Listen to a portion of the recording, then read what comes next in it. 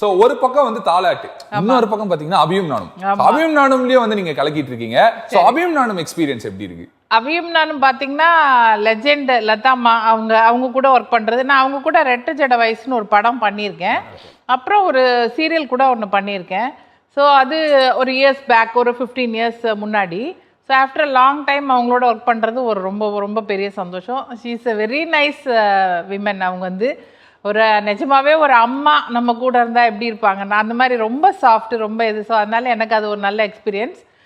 அதில் வந்து நிறைய என்ன சொல்கிறது, கதைகள் நிறைய இருக்குது. எல்லாம் இப்போது மெகா சீரியல்னாலே நிறைய ஸ்பிளிட்ஸ் இருக்கும் இல்லையா உங்களுக்கு. ஸோ அதனால வந்து ஆன் அண்ட் ஆஃப் அபியும் நானும்ல இருந்துட்டு இருக்கேன். ஹீரோயினோட மதர் தான் பண்ணிட்டு இருக்கேன். ஸோ அது ஒரு நல்ல எக்ஸ்பீரியன்ஸ் தான். என்னன்னா ஒரு அபியும் நானும் ஷூட்டுனா ஒரு லாங் டிரைவ் போகிற ஒரு இது இருக்கு. ஏன்னா அது வந்து கோவளம் கிட்ட அந்த ஷூட்டிங் வீடு. ஸோ அபியும் நானும் ஷூட்டிங்னா ஒரு long drive. So all together good going, God's grace. Super, lovely. So நீங்க வந்து மனசை குழந்தையா வச்சிருக்கிறதுனால நானும் அப்படியே அந்த குழந்தைத்தனமாவே இருக்கேன் அப்படின்றது தான் சொல்ல வரீங்க.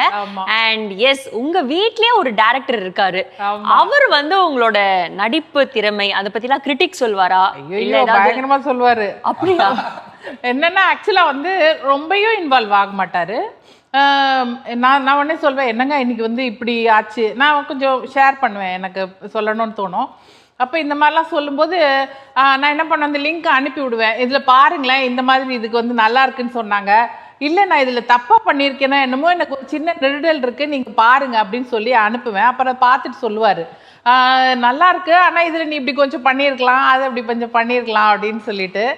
ஸோ அதர்வைஸ் என்ன நல்லா பாராட்டுவார். ரொம்ப வந்து கிரிட்டிசைஸ் பண்ணுறதுன்ற மாதிரி இது வரைக்கும் ஒண்ணும் இல்ல. வீட்ல டைரக்டர் இருக்காருன்னு சொல்லிட்டேன். ஆனா அந்த டைரக்டர் வந்து உங்க லைஃப்ல வந்தது ஒரு லவ் ஸ்டோரி இருக்காமே.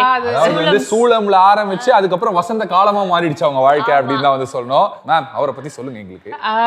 ஆக்சுவலா வந்து சன் டிவி வந்து என்னோட லைஃப்ல இந்த இடத்துல நான் ஒரு விஷயம் சொல்லணும். அப்பதான் இந்த மெகா சீரியல்ன்றது ஸ்டார்ட் ஆச்சு. எனக்கு அங்கேயும் ஒரு லைஃப்ல டர்னிங் பாயிண்ட் சன் டிவி மூலமா. நான் இது எதுக்கு சொல்ல வரேன்னா, சன் டிவி என்னோட லைஃப்ல முழுக்க ஒரு விஷயங்கள் டர்னிங் பாயிண்டா இருக்கிறது வந்து நிறைய ஒரு பங்கு இருக்குன்றதுக்கு. அப்புறம் தான் வந்து சூலம் வந்து 2000 அந்த ரேஞ்சு 2001ல அப்போ சூலம் டைரக்ட் பண்ணது வந்து இளவரசன் சார், அவரோட ஃப்ரெண்டு. இவங்கெல்லாம் டிஎஃப் டெக் ஸ்டூடெண்ட்ஸ் ஆக்சுவலா. ஸோ அதனால செகண்ட் யூனிட் டைரக்டராக வந்தார் ஜி கிச்சா. ஃபர்ஸ்ட் படம் வந்து நேதாஜி சரத்குமார் சாரை வச்சு பண்ணார் அவர். அதுக்கப்புறம் is first on to big screen. So he came after that to small screen. இந்த அதுவும் ஸ்மால் ஸ்க்ரீன் பண்ணது சூலம் மட்டும்தான். இளவரசன் சார் ஆஃபில் இருக்கும்போது இவர் வருவார், டைரக்ட் பண்ணுவார். ஸோ அப்படியே வந்து அவர் பார்க்க நான் பார்க்க. ஸோ லைஃப் அந்த மாதிரி இதானது தான். ஸோ ஆஃப்டர் தட் ஒரு 3 years love. So 2004 only I got married.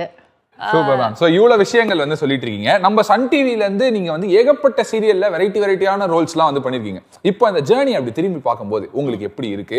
எது வந்து ரொம்ப மறக்க முடியாத, ரொம்ப க்ளோஸ் டு த ஹார்ட்டான ஒரு சீரியல்னா ஒரு சீரியல் சொல்லணும், நீங்கள் எதை சொல்வீங்க? நான் மறக்க முடியாத சீரியல்ன்றது வந்து திருவிளையாடல் புராணம். திருப்பி நான் அதை சொல்வேன். என்னன்னா அதில் குதிரை சவாரி, தடாதகி பிராட்டியாரா, அதான் மீனாட்சியா, மீனாட்சி தான் தடாதகி பிராட்டியாரா வந்து பண்ணது. ஒரு ராஜாவோட பொண்ணா இருந்து போருக்கு போகிறது, அந்த சபையில் உட்கார்றது, அந்த மாதிரி இது வந்து நிறைய புது விதமான இதில் நிறைய டயலாக். அது அந்த நம்ம பழைய தமிழ், அந்த புராண தமிழ், அதில் தான் பேசணும். அப்போ ப்ராம்ப்டிங் கிடையாது. நான் ப்ராம்ப்டிங்கே வாங்க மாட்டேன். பட் எல்லாத்தோட இது வந்து ஒரு மறக்க முடியாத சீரியல் எனக்கு Thiruvilaiyadal Puranam. Lovely ma'am. Super ma'am, super. So comedy அப்படின்னு சொல்லிட்டு அதை பத்தி பேசும்போது நீங்க எல்லா ஜாம்பவான்களோடயும் வந்து நீங்க வர்க் பண்ணிட்டீங்க. குறிப்பா வந்து நம்மளுடைய Goundamani sir, Vivek sir, so எல்லாருமே வந்து வேற லெவல்ல வந்து காமெடி ஒர்க் அவுட் ஆயிடுச்சு. இன்னைக்கு வந்து நம்ம எல்லாருமே ரொம்ப மிஸ் பண்ணிட்டு இருக்கோம் விவேக் சார். நீங்க நிறைய இடத்துல சொல்லியிருக்கீங்க அவர் வந்து உங்களுக்கு வந்து ரொம்ப நெருக்கமான ஒரு நண்பர் அப்படின்னு சொல்லிட்டு. சோ அவரை பத்தி வந்து எங்களோட வந்து ஷேர் பண்ணுங்க. ரொம்ப ஸ்வீட்டான மெமரிஸ் நிறைய இருந்திருக்கும் உங்களுக்கு. ரொம்ப எனக்கு விவேக் பற்றி நினைக்கும் போது ரொம்ப மனசு கஷ்டமாக தான். ஏன்னா இவ்வளோ சீக்கிரம் வந்து அவர் போவார்னு யாருமே நினைக்கவே இல்லை. ஏன்னா ரொம்ப நல்ல ஜென்டில்மேன், ரொம்ப வெரி நைஸ் பர்சன், ரொம்ப ஃப்ரெண்ட்லி, ரொம்ப ஃப்ரெண்ட்லி. நான் வந்து மிடில் கிளாஸ் மாதவனில் விவேக்கோட ஒர்க் பண்ணுறதுக்கு முன்னாடியே 2 படம் பண்ணியிருக்கேன். கிழக்கு வீதின்னு ஒன்று, அதில் நான் அவரோட பேரு. அப்புறம் இன்னொரு படம் பேர் மறந்துட்டேன், நான் அது ஞாபகம் இல்லை. ஸோ கிட்டத்தட்ட 3 படம் அவரோட நான் பண்ணியிருக்கேன். விவேக் ஃபஸ்ட்டு உள்ளே வரும்போதே அந்த ஃபோட்டோஸ் கூட எங்கிட்ட இருக்குது, இப்போ நான் எடுத்து வச்சுருக்கேன். அதை ரொம்ப ஒல்லியாக கண்ணாடி போட்டுட்டு அவர் அதில் நடிச்சிருப்பாரு. நான் அவரோட லவ்வராக பேராக பண்ணோம். அதில் வந்து செல்வாவோட சிஸ்டர் நான், என்னோட பேர் வந்து விவேக். ஸோ வாழ்க்கையில் மறக்க முடியாது அவரோட பண்ண படங்கள், அவரோட பண்ண நினைவுகள், அவர் பேசினது எல்லாமே எப்பவுமே எனக்கு ஒழிச்சிட்டே தான் இருக்கும். ஸோ நல்ல மனுஷன். நிச்சயமா we all miss him, we all love him so much அப்படின்னு தான் வந்து சொல்லணும். ஸோ விவேக் சார் பற்றி சொல்லியிருந்தீங்க. வடிவேல் சாரோட இருக்க காமெடிலாம் வந்து டோட்டலா வந்து பாடி லாங்குவேஜ்லயே வந்து கலக்கக்கூடியவர் நம்ம வடிவேல் சார். அவரோட சேர்ந்து நீங்களும் பாடி லாங்குவேஜ்லயே வந்து அசத்தி இருப்பீங்க மிடில் கிளாஸ் மாதவன்லாம். ஸோ அதை பத்தி சொல்லுங்க. வடிவேல் சாரோட நான் வந்து ஒரு படம் தான் பண்ணேன், மிடில் கிளாஸ் மாதவன் தான். அந்த ஒரு படமே ஒரு பெரிய மைல் ஸ்டோன்ற மாதிரி. ஏன்னா இப்பவும் மீம்ஸுக்கு வந்து அதை தான் யூஸ் பண்றாங்க. நிறைய இதுல பாத்தீங்கன்னா அன்னைக்கு கூட 16 பொருள் வெயிட்டா இருக்கிறது உனக்கு, 2000 ரூபாய் லைட்டா இருக்கிறது எனக்குன்னு சொல்லிட்டு அந்த மீம்ஸுக்கு கூட இந்த இதுதான் போட்டிருந்தாங்க. அவர் எப்படின்னா ஒரு சீன் நல்லா வர வரைக்கும் விட மாட்டார். இன்னும் கொஞ்சம் இம்ப்ரவைஸ் பண்ணி இப்படி பண்ணலாம் அப்படி பண்ணலாம் அப்படின்னு சொல்லிட்டு இம்ப்ரவைஸ் பண்ணிகிட்டே இருப்பார். ஸோ அவர் வந்து ரொம்ப பழகிறதுக்கு அவரோட எனக்கு அதிகமான வாய்ப்புகள் கிடைக்கல. அந்த ஒரு படம் மட்டும்தான் நான் பண்ணேன். ஸோ நைஸ் மேன், நல்ல ஒர்க்கர், நல்ல காமெடியன். Lovely ma'am, super. சொன்ன மாதிரி வந்து அந்த மங்கையிலையும் மறக்க முடியாது, மாலா கேரக்டரையும் வந்து நாங்கள் மறக்கவே மாட்டோம்.